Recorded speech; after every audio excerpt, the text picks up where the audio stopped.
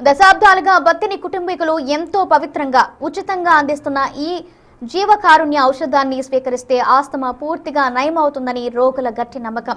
మృగశిర కార్తి వేళ ఈ ప్రసాదం కోసం దేశ నలుమూలల నుండి తరలివచ్చే రోగులతో నాంపల్లి మైదానం జన సముద్రంలా మారనుంది.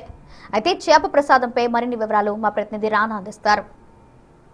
మృగశిర కార్తి వచ్చిందంటే చాలు హైదరాబాద్లో బత్తిన సోదరులు ఇచ్చేటువంటి చేప మందు కోసం మొత్తం దేశవ్యాప్తంగా కూడా పలు రాష్ట్రాల నుంచి కూడా ఆస్తమాకి సంబంధించినటువంటి వారు, అలాగే శ్వాసకోశ ఇబ్బందులు ఉన్నటువంటి వారందరూ కూడా రోగులు ఇక్కడికి వస్తుంటారు. ఎందుకంటే ఇక్కడ చేప మందు తీసుకుంటే ఖచ్చితంగా తగ్గిపోతుంది అనేది కూడా ఎప్పటిచో దాదాపు 180 సంవత్సరాల నుంచి కూడా ఒక నానుడిగా ఉండిపోయింది. 180 సంవత్సరాల నుంచి కూడా బత్తిన సోదరులు వారి కుటుంబ సభ్యులందరూ కూడా రెగ్యులర్గా ఎన్ని వేల మంది వచ్చినా కూడా హైదరాబాద్కి వారికి అందరికీ కూడా చేప మందు ఇస్తున్నటువంటి పరిస్థితి కనపడుతుంది. ఎందుకంటే చేప మందు అంటే హైదరాబాద్లో ఒక బ్రాండ్ ఇమేజ్గా కూడా మారిపోయినటువంటి సందర్భం కనపడుతుంది. దాంతోపాటు ఈ 5 నుండి 7 సెంటీమీటర్ల పొడవు ఉన్నటువంటి ఈ సజీవమైనటువంటి ముర్రెల్ అంటే కొర్రమైన చేప ఉన్నటువంటి దాంట్లో నోట్లో ఆ చేప పిల్ల నోటిలో బత్తిన కుటుంబ సభ్యులు ఒక పసుపు రంగు నాటు మూలికల ముద్దను దాంట్లో ఉంచుతారు. దాంతోపాటు ఆ సజీవ చేపను రోగి చేత నేరుగా మింగిస్తారు.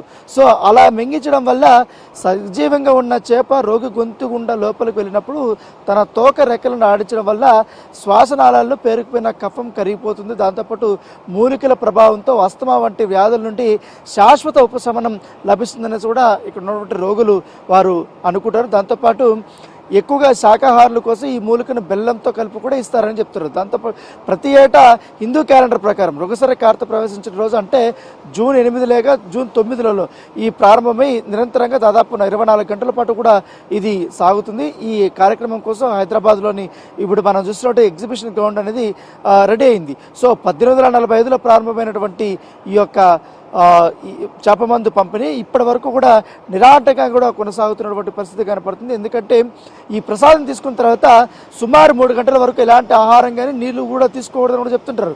సో